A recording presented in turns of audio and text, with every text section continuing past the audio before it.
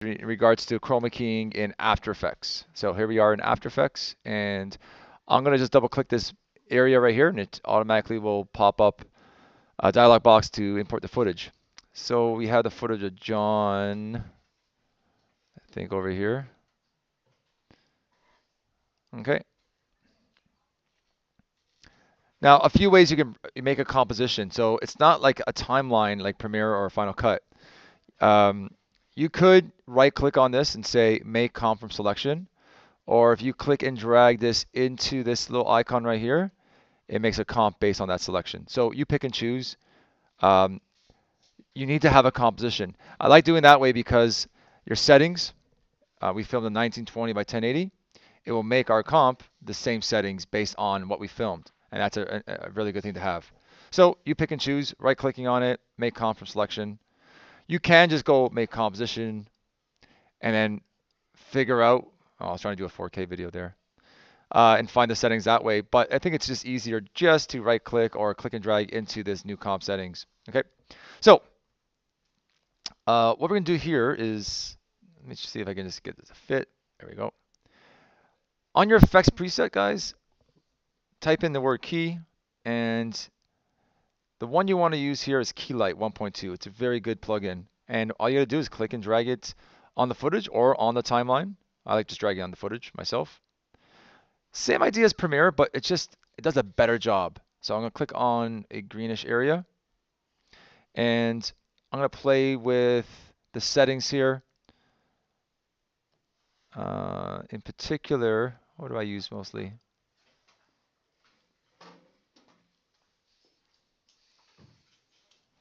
So playing with the screen gain a bit, screen balance.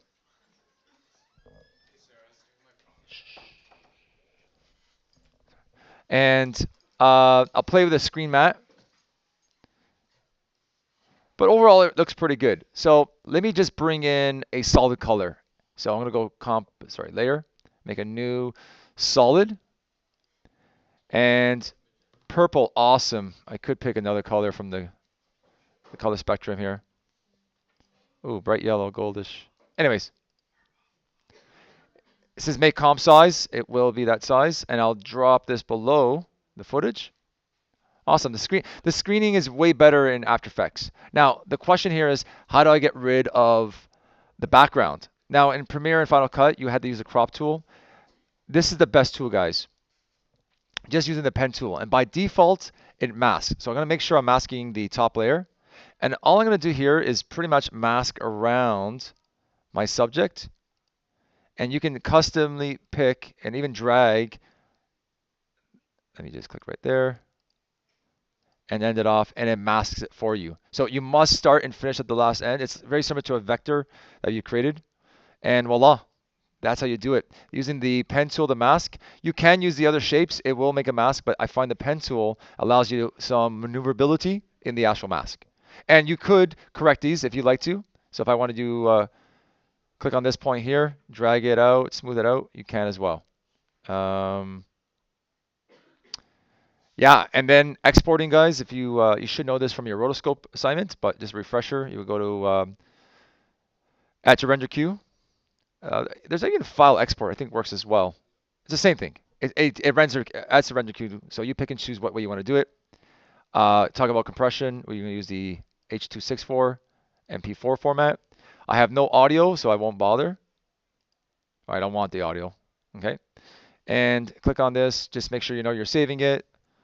Last, first, chroma,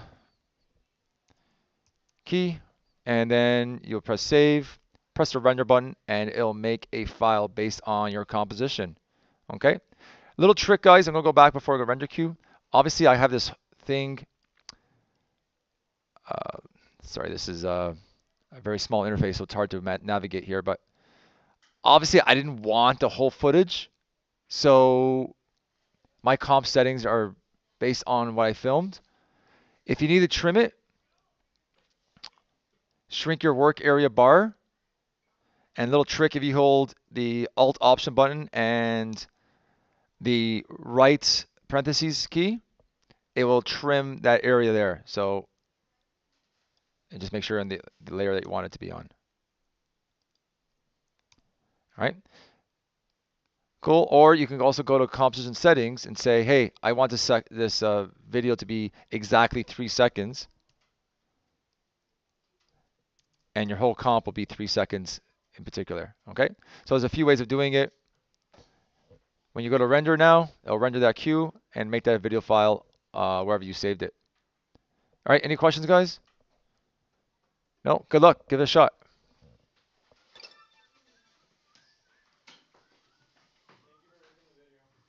No problem. I'll put it on the website.